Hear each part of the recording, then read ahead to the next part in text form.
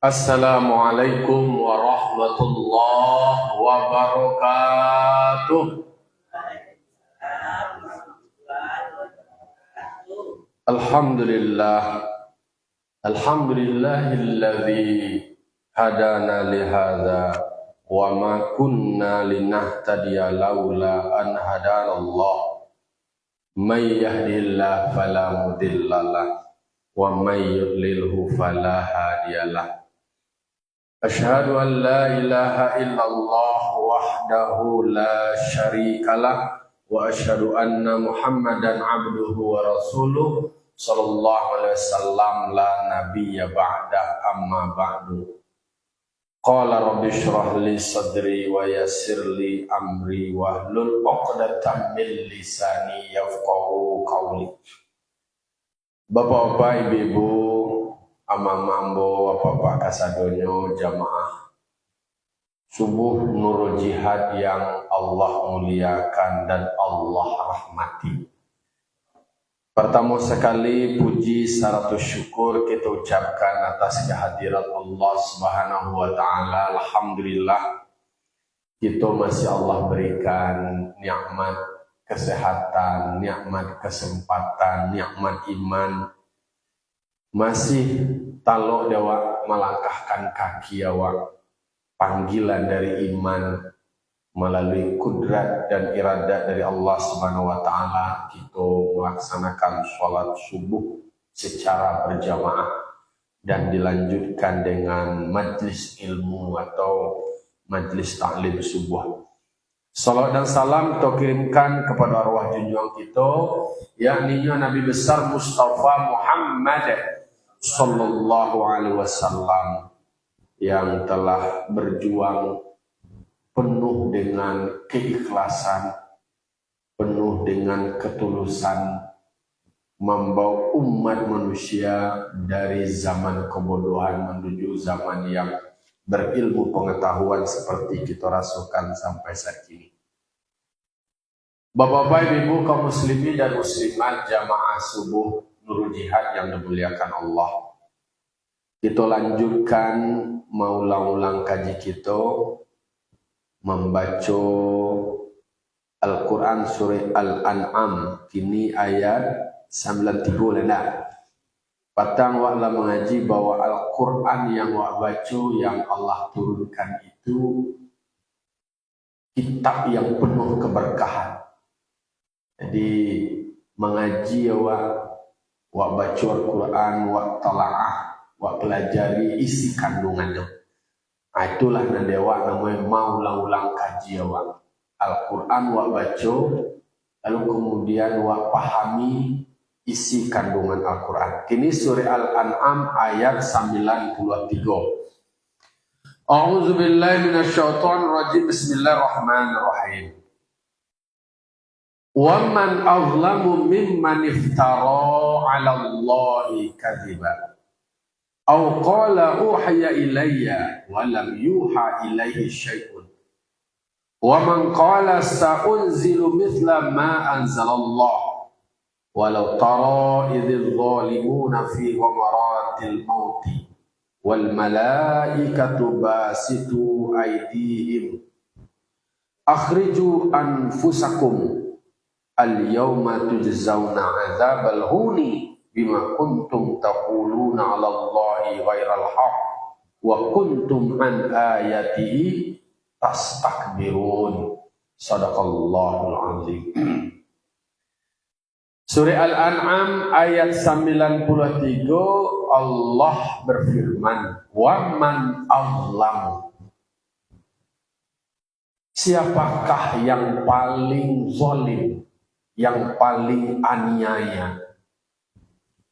Mimman iftara 'ala Allahi kadziba, di antara orang yang mengada-adakan atas Allah kedustaan. Jadi ayat itu menegaskan tentang siapa orang yang paling zalim, orang yang paling teraniaya, yaitunya orang yang mengada-adakan sesuatu terhadap Allah kedustaan. menada-ada nyobogue baduto. Itulah orang nan paling teraniaya. Azlamuko di dalam bahasa ilmu nausarabnya adalah isim tafdil. Isim tafdil ko adalah yang lebih, yang sangat. Jadi azlam adalah orang yang paling sangat teraniaya. Perilakunya itu yang membuat dia menjadi orang yang paling aniaya, yaitunya madua-dua duto kepada Allah. Di dalam tafsir disebutkan apa contohnya orang nan mengada-adakan kedustaan. Dia mengicu ado-ado mengklaim lo ateh nama Allah. Bersumpahnya demi Allah padahal dia mengicu. Atau bid'a'in nubuwah, menyebutkan dirinya sebagai nabi, mengaku-ngaku nabi loh. Padahal dia bukanlah nabi. Berarti di dalam Al-Quran memanglah digambarkan bahwa ada orang yang mengaku-ngaku nabi. Sama Nabi Muhammad ada orang yang mengaku nabi. Setelah Nabi Muhammad pun begitu. Bahkan di Indonesia dulu nan mengaku-ngaku lo menjadi nabi. Nah, bahasa namanya Jawa, bahasa cara membahasa sahadat. Wah, ada diskriminasi nama anu suku orang. Tapi itulah yang terjadi. Yang dibaca lo namanya beko kurang etis lah. Jadi orang yang mengaku-ngaku mendapat wahyu lo, kemudian dia diutus lo sebagai nabi. Itu adalah kedustaan yang paling dibenci oleh Allah Ta'ala. Itu dulu tidak dibenci itu. Bukan itu maksudnya. Itulah yang menjerumuskan dirinya kepada kezaliman yang paling zalim. Lalu kemudian disebutkan au qala uhiya ilayya wa lam yuha ilayhi syai'un. Atau berikutnya orang nampil yang aniayo cele adalah dia berkata telah diwahyukan wahyu kepadaku. Padahal tidak ada sesuatu apapun yang diwahyukan kayu. Mengaku-ngaku lonyo ambuku menerima wahyu dari Tuhan. Mendapat wahyu dari langit bahwa ambu adalah menjadi nabi. Itulah kezaliman yang paling berbahaya. Di dalam tafsir disebutkan ayat turun dilatar belakangi oleh kasus namanya Musailamah Al-Kadzdzab. Jadi nabi palsu yang terjadi mulai pada saat Nabi masih hidup, Nabi di akhir-akhir hidup Nabi. Mulai di tahun 89 atau 10 Hijriah. Jadi Musailamah atau ada Musailimah. Jadi kalau bahasa-bahasa buku sejarah disebut nama Musailamah Al-Kadzdzab. Namanya pertama Maslamah bin Habib. Ayahnya Habib. Itu nama sebenarnya. Kalau itu kan ada disebutkan dalam Al-Quran. Namanya tidak disebutkan dalam Al-Quran, tapi dalam tafsir konteks hadis ko asbabun nuzulnya itu adalah berkenaan dengan pengakuan seorang Musailamah Al-Kadzdzab sebagai nabi. Dua kesalahannya inyo mengaku sebagai nabi, kemudian inyo mengecelo bahwa inyo menerima wahyu lo dari Allah. Jadi Musailamah Al-Kadzdzab kan kemudian dia meninggal setelah ditumpas oleh Abu Bakar Siddiq di dalam memerangi orang riddah, orang murtad. Jadi kalau dirunut sejarahnya, Iko Musailamah Al-Kadzdzab dilatar belakangi oleh motif politik. Banyak yang mewarnai perjalanan dari Musailamah Al-Kadzdzab mulai dari ego keturunan. Nabi Muhammad dari Bani Hashim. Nan Musailamah al-Kadzdzab dari Bani Hanifah. Dari Bani Hanifah yang berada di Yamamah. Di Yamamah tu kalau cokimnya ko adalah di Riyadh. Di Riyadh bahagian kota dari Najd. Jadi suku dari Bani Hanifah. Kemudian Nabi Muhammad ko kan dari Bani Hashim mereka. Rentetan sejarah KTH Nabi Muhammad ko silsilah sampai ke Mudar. Sementara Nabi Musailamah al-Kadzdzab ko sampai namun karena moyongan gen itu adalah gen Rabi'ah. Jadi secara gen ada ego-ego keturunan. Yang menjadi nabi dan rasul itu adalah dari Bani Hashim, barado di Jazirah Arab Makkah.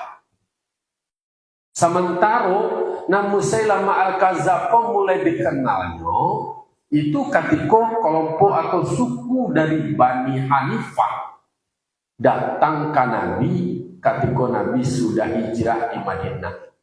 Ya sekitar tahun 8 atau 9 Hijriah. Jadi Nabi Muhammad memang dari segi usia lebih tua Musailamah al-Kadzdzab, tapi lamu umur lamu ini sekitar 150-an. Nabi Muhammad kan hanya 63 tahun. Jadi itu menunjukkan bahwa Musailamah al-Kadzdzab sebagai orang yang menjadi tokoh digelarkan dengan al-Kadzdzab. Arti al-Kadzdzab adalah orang yang sangat berdusta. Mubalaghah. Mubalaghah adalah yang sangat berdusta. Kehebatan dari Musailamah al-Kadzdzab adalah berpolitik. Kemudian lobby dan negosiasi, meyakinkan orang lain, punya kemampuan mempengaruhi orang lain. Ayo. Kalau dari kedatang ke Madinah, ada suku Bani Hanifah datang ke Madinah. Ya sekitar puluhan atau 8 orang lah. Berombongan datang ke Madinah. Nan rombongan kau masuk ke dalam.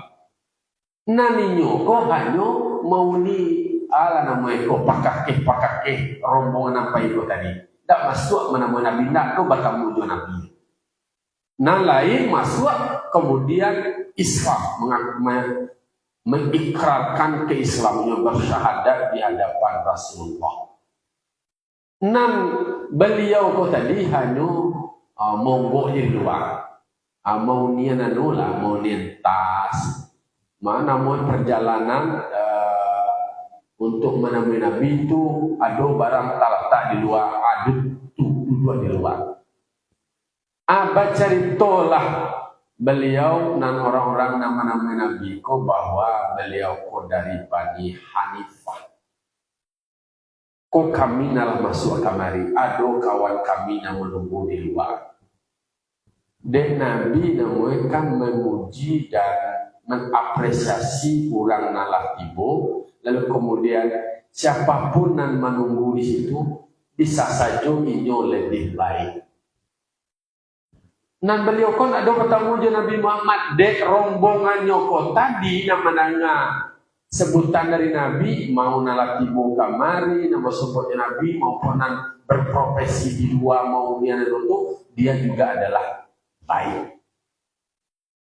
Ada kehebatan memutarbalikan fakta, itu kan gejala-gejala perilaku umat lain, pahamnya lain yang disampaikan dari Nabi, bahwa Nabi mengapresiasi siapapun, bahwa tidak memandang bahwa kondisi masing-masing. Ini jadikanlah modal kampanye di kampung, bahwa Musailamah al-Kadzdzab adalah yang terbaik. Ikona nyonggoan. Jadi di antara Bani Hanifah iyo ingin puluh ada orang yang digadangan di antara kaumnya tadi. Istilahnya ada orang yang duluan salangkah dan ditinggian sarantiang menjadi tokoh atau figur yang bisa dihormati di kalangan kaum mereka. Nah, dek karena takatu alah Musailamah dek Santiago dapat sanjungan dari Nabi takatu, kemudian dibawalah cari toko dari rombongan tadi ke kampung. Aiko lah nanyo pagalihan, iko nanyo pajual. Maka memang banyak orang kini kok mempelintir-pelintir tuh untuk nama itu membranding seseorang, membranding ko bahwa wae ko mempromosian citra seseorang anu kutiplah pernyataan orang lain dengan narasinya sendiri. Aikolah Musailamah al-Kadzab tadi.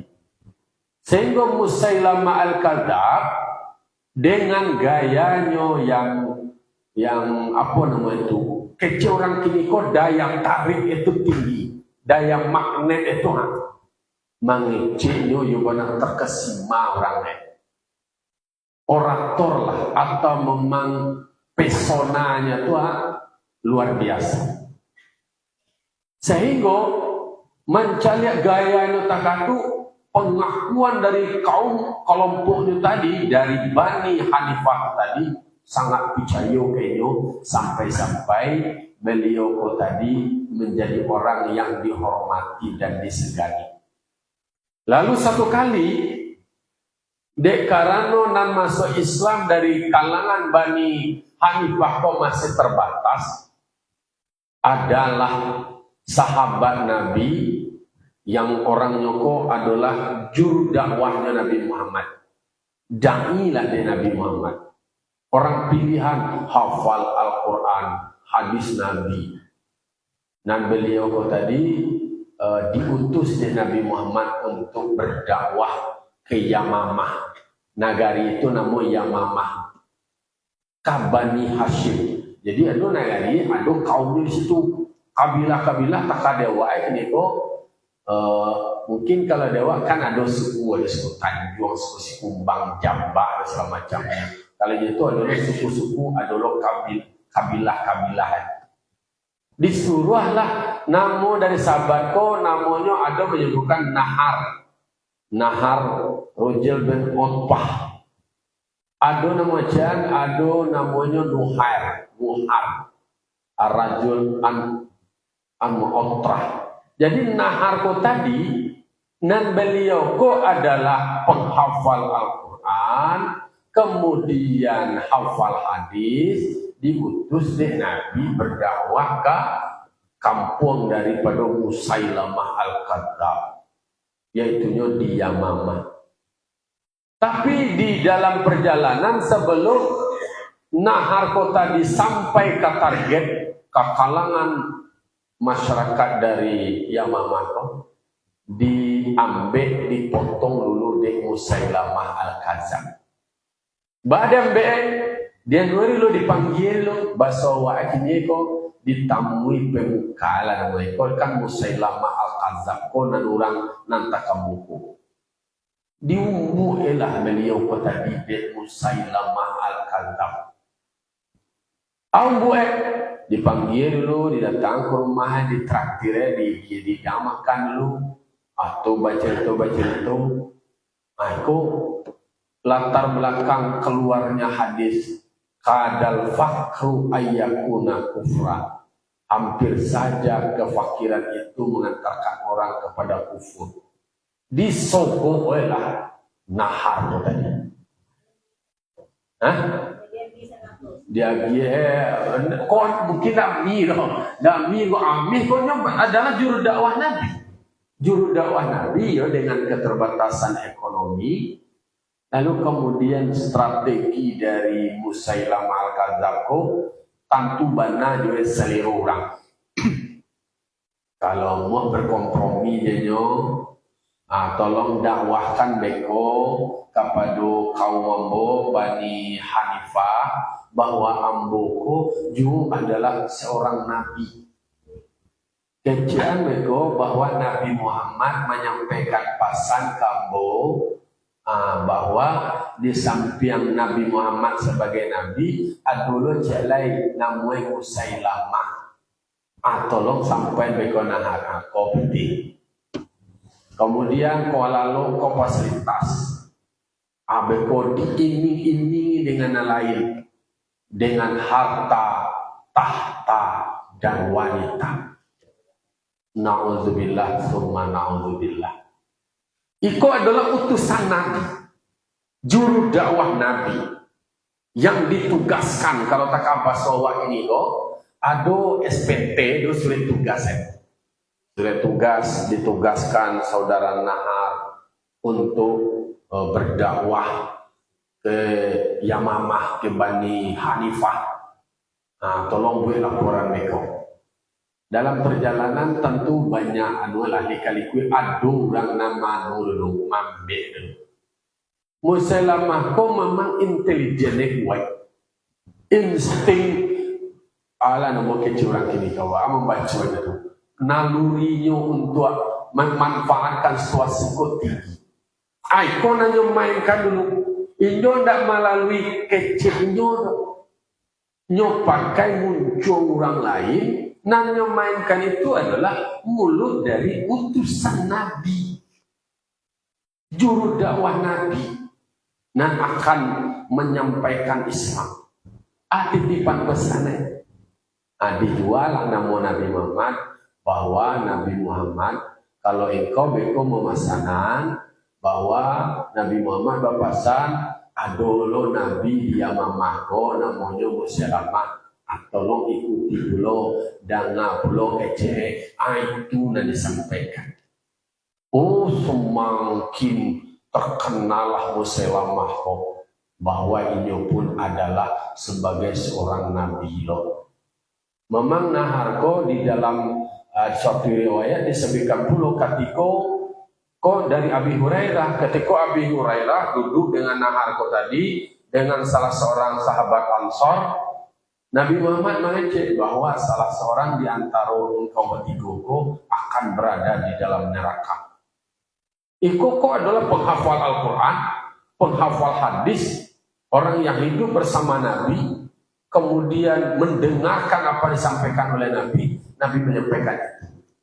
Abu Hurairah sebagai sahabat yang luar biasa dekat dengan Nabi, beliau tentu taman wong iki usia antara kami.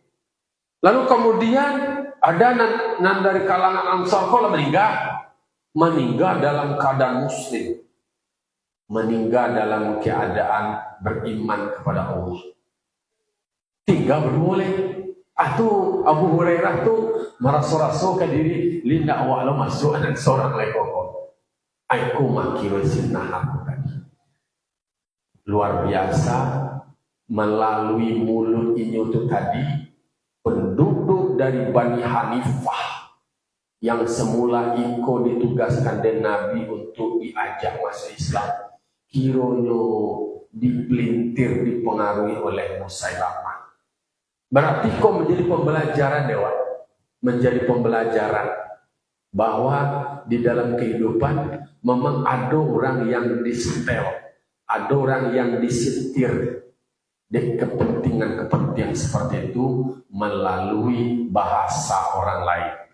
Ikonan juru-juru jubir yang akan menyampaikan itu kalau tidak tidak mempunyai integritas, mempunyai komitmen yang kuat, bisa merubah batuka-tuka kasih. Itu terjadi semasa Rasulullah, di akhir-akhir hayat Rasulullah.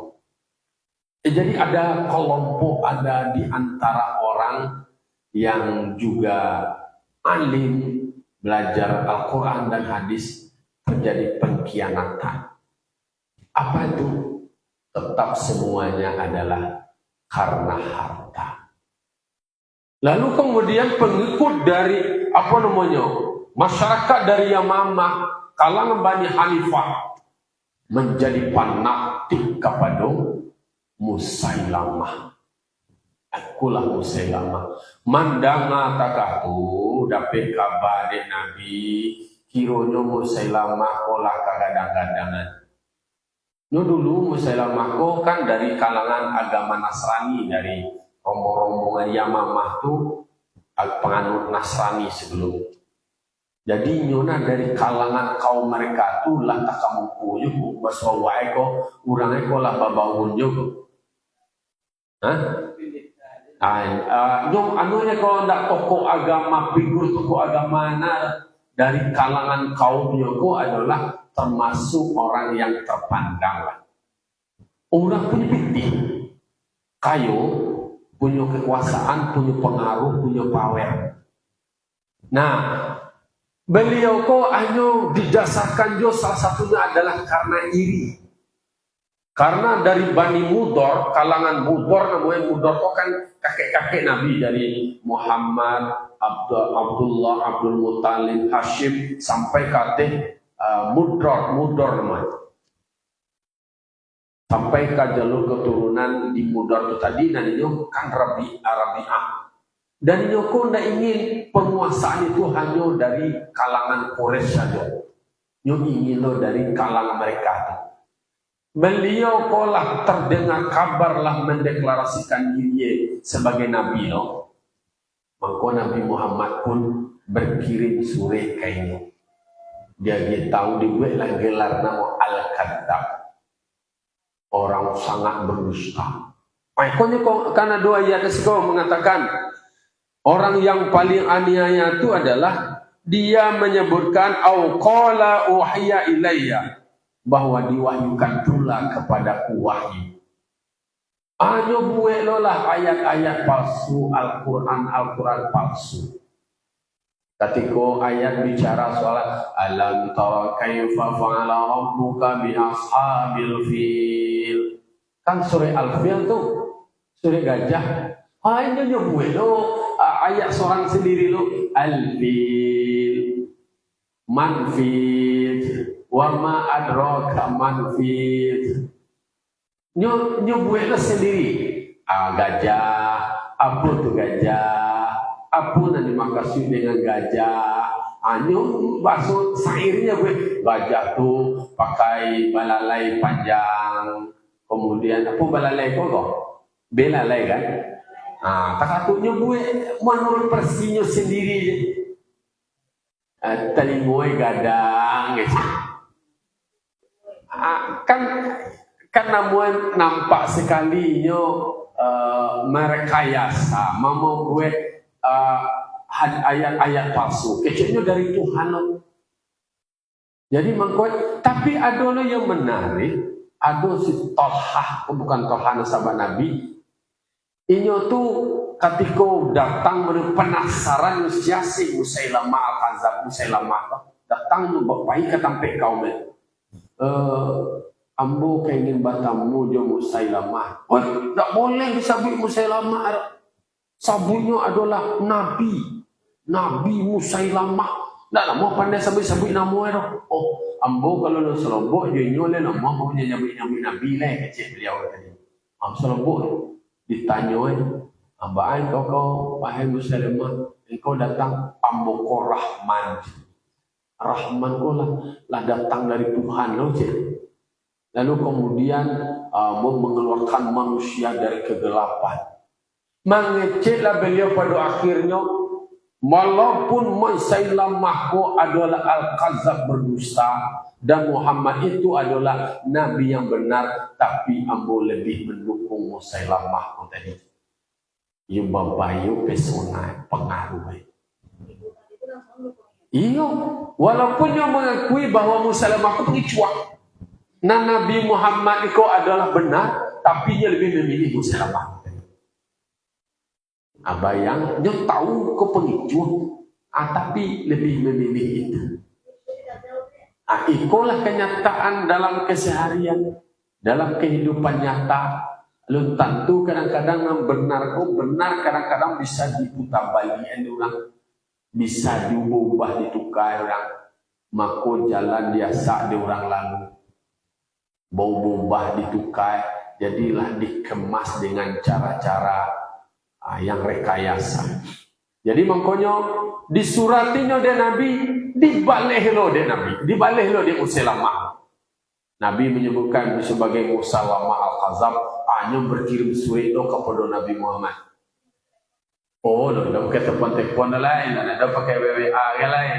Dulu main-main sure, kan dulu ajakan-ajakan dakwah itu kan melalui sure itu. Dibuat sure lah, sure dari Musailamah, Nabi, Nabi dipakai Nabi itu buat Rasul Allah. Basawi itu sebagai Nabi itu Basawi namanya. Sedangkan orang kampung kalau nak basawi nama Musailamah ko Nabi orang kampung tak kakupan nanti orang kampung bayang. Dan yang membuat surat itu kan Nabi Muhammad bahwa inyo adalah Nabi lo disampaikan kepada Nabi Muhammad. Pakai kop surat lah. Jadinya sabian, wahai Muhammad Rasul Allah, ini sabian itu kata, engkau kok terlalu melampaui batas. Sampai melampaui batas, engkau ingin menguasai kasadoe babagi awak. Untuk engkau cie wilayah nanamu anu wilayah. Babagi dua awak. Bumi ko nega anu tak bisa kau seorang ada ambu yolo engkau yolo. Ndak tak kuasa engkau ndak boleh cangok bana, ndak boleh lobo bana, engkau je menguasai kasadue. Bagi-bagi lo jombo. Aku sudah dan buat kan Nabi Muhammad. Jadi Musailamah kau memang cara berfikir nyobuin narasi keluar cerita orang Quraisy ko yo aku cangok untuk inyonya kasadue ndak mau babagi. Ambo orangnya memang suka babagi. Jo masalah kekuasaan dia babagi ni. Dak aku dia mau surang tak aku cerita ya bayangan ada. Itu narasinya yang bikian. Sementara ketika inyo mencari-cari tahu lo tu, apa ayat yang turun kepada Muhammad lah ya. Tentang alai tadi sore Al-Fil, ada sore Wal Asri tentang masa. Nyonya buat lo menurutnya sendiri tentang marmut. Pokoknya nama-nama binatangnya nyonya buat nama-nama ini. Bahkan sampai kodok kan ya kunci, kata-kata je deh. Orang kan Al-Qari'ah, Mal-Qari'ah, wa ma adraka Mal-Qari'ah kan kata hanya nyobuat siang-siang kode dia. Aku kodok dari sebuah kok kambing dari sebuah banu hanya buat ciri-ciri dia kata. Apa nang kambing ba amo dari kodok lope-lope itu nyobuat tak baswara. Bagi pengikut setianya tetap mengakui bayang lagi. Memang orang cerdas mana ketika lah terjebak pola pikir seperti itu, anu tetap percaya. Itulah Musailamah Al-Kadzab. Asyana membunuh Halid. Sama Nabi Muhammad meninggal dunia, bertambah main kengkek baswa wae ko bertambah manggadang. Tinggal nyo Nabi nyalai. Dulu celai Nabi palsu nala lain, majalo muncul Nabi palsu nala lain. Bahkan dulu Nabi palsu dari Bani Tamim Parusi. Nam Parusi le ko si sajah nama. Kalau di Indonesia itu dinikahnya dek anu kau dek Musailamah kau jadi Nabi laki-laki, dia Nabi Parusi berkoalisi sama-sama Nabi. Memang strategi dari Musailamah kakakku. Pengaruhnya dari Bani Hanifah, Nabi ini itu tadi kalangan dari Bani Tamim namanya, Tamimiyah. Dari Bani Tamim kok pengikutnya banyak loh. Semakin besarlah pengaruh dari Musailamah itu tadi. Coba dibayangkan seorang pengikut Nabi Sinahar itu saja bisa terpengaruh dia, bisa merubah pikirannya sehingga materi dakwahnya sendiri justru dia membenarkan Nabi Muhammad sebagai Rasul, tapi menyabuian pula dan Musailamah pula cia lain. Ayo, apa mitra lah, berbagi. Ikulah yang terjadi. Jadi di dalam sejarahnya memang iko menjadi catatan betapa ada orang yang mengada-adakan kedustaan terhadap Allah. mengaku-ngaku lo dari Allah, kemudian nyo menerima wahyu lo dari Allah menurut persinyo sendiri. Ternyata itu pun terjadi lo di negara awak. Aduh lo di kampung awak di Indonesia kon nabi-nabi palsu ko lah baralo banyak anak tasawuf gitu.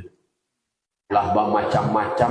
Aku kok gambaran di dalam surah Al-An'am ayat 93 mereka itu adalah orang yang paling aniaya. Mereka mengada-adakan kedustaan kepada Allah. Semasa Abu Bakar Siddiq, orang-orang yang murtad, kan banyak ketika Nabi Muhammad lah meninggal dunia, orang dan iman-iman yang tangguang, lama-lama tangguang, membalik amper balik murtad, termasuklah kalangan dari Bani Hanifah. Pengaruhnya semakin banyak. Bahkan 2 kali rombongan diutus di Abu Bakar Siddiq kalah.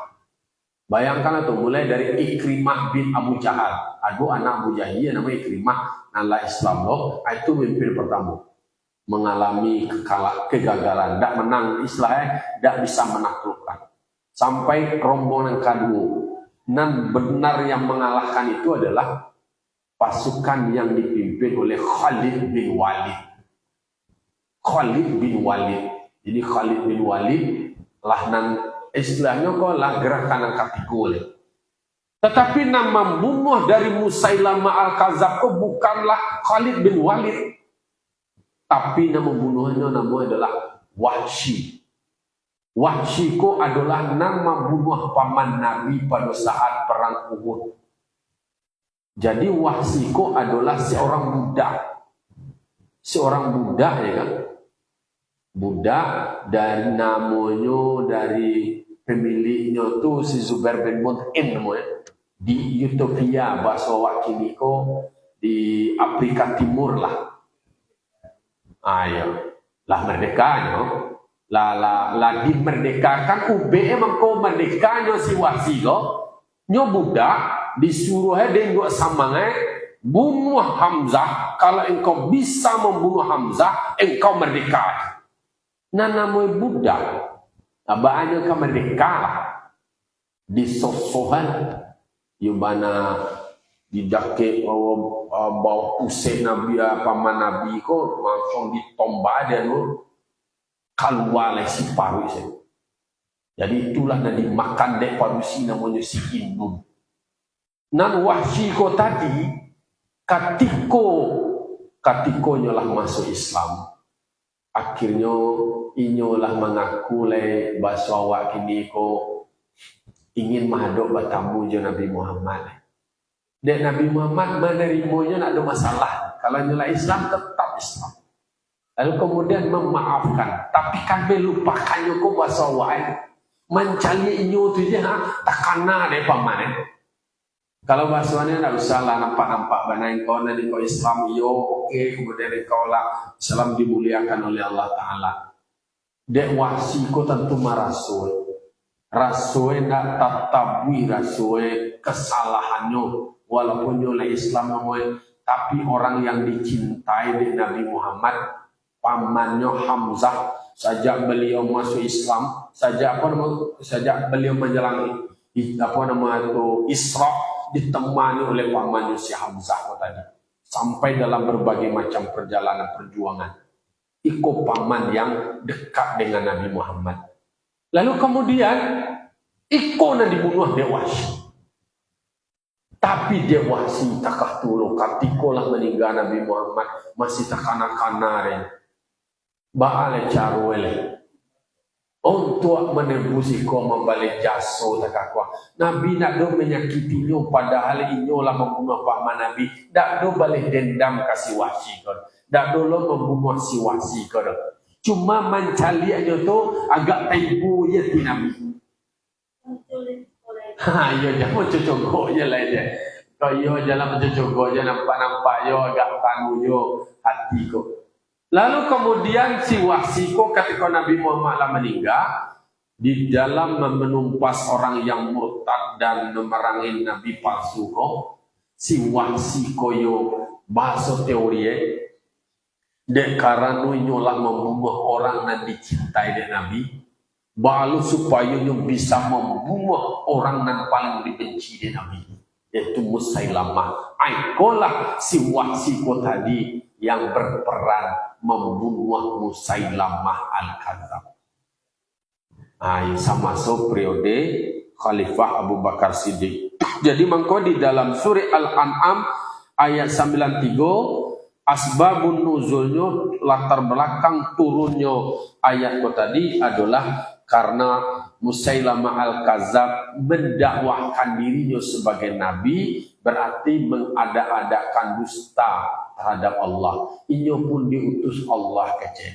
Kemudian bahkannya mengecehan pula inyo pun menerima wahyu. Inyo bubuh je wahyu persinya.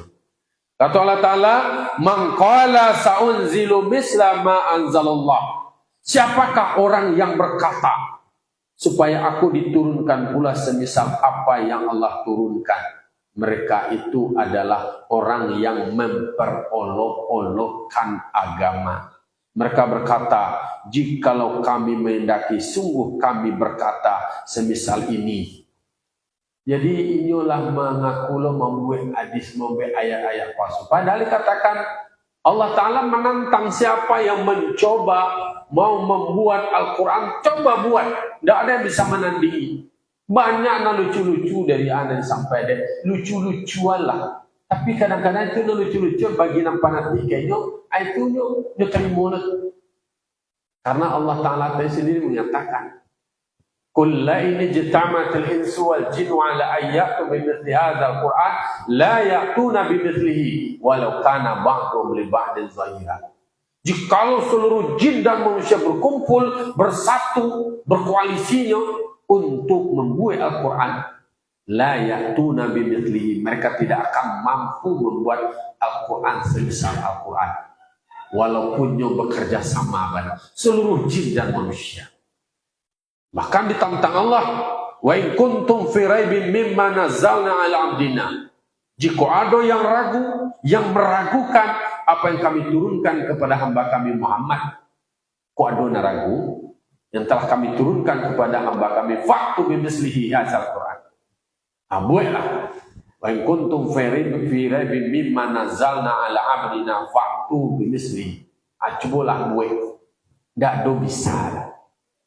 Nah, jadi mangkonyo ditantang bana, serulah syuhadamu, wad'u syuhada'akum min dunillah in kuntum shadiqin. Culah, panggillah terpekong-terpekong berhala-berhala engkau, seseruan engkau, tidak akan mungkin engkau bisa membuatnya. Maka dikatakan Allah, walau tara idz zalimuna fi ghamaratil maut, dan jikalau engkau melihat Muhammad, karena orang yang aniaya tersebut di atas itu berada di dalam ketakutan kematian. Aduh tuleh, kalau orang yang takatu, orang yang sangat aniaya itu berada di dalam sakaratul maut, berada dalam ketakutan dan kecemasan. Wal malaikatu basitu aidihim, dan para malaikat akan menghamparkan tangan mereka kepada mereka dengan memukul dan mengazab mereka. Orang nan aniayo yang mengada-ada mengaku-ngaku diri sebagai nabi, kemudian menyambut-nyambut nyojo menerima wahyu dari Allah, maka mereka itu nanti akan dipukul dan diazab oleh para malaikat yang menghamparkan tangan mereka. Itulah nanti hukuman bagi mereka yang mendustakan Allah, kemudian menempelkan kedustaan, menyebut-nyebut atas nama Allah, padahal itu tidaklah yang sebenarnya. Akhriju anfusakum.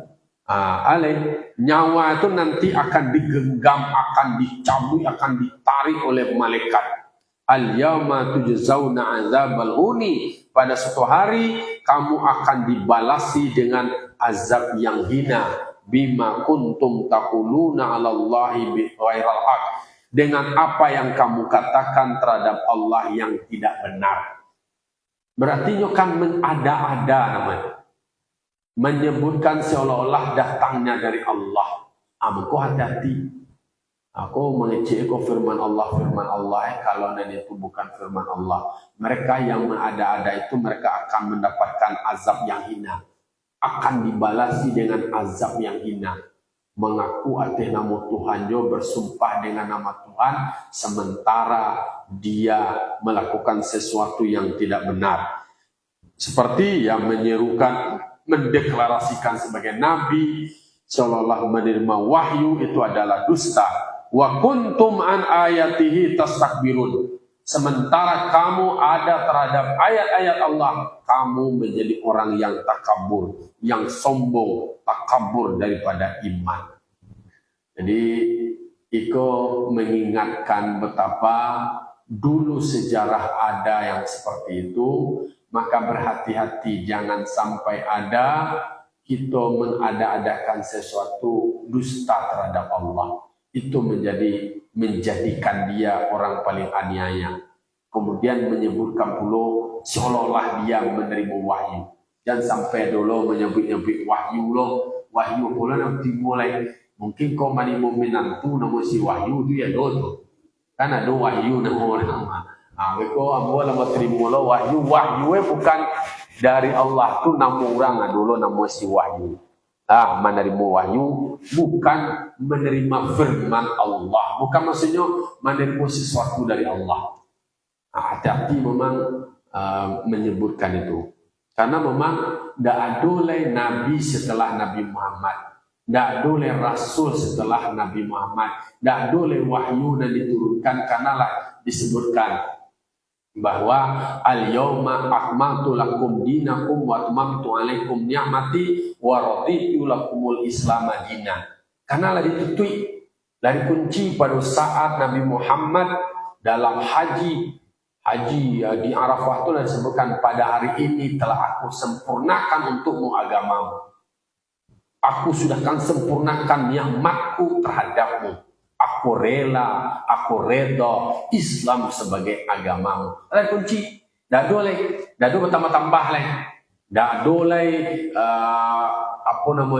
menyebut-nyebut wahyu-wahyu terbaru. Nah do.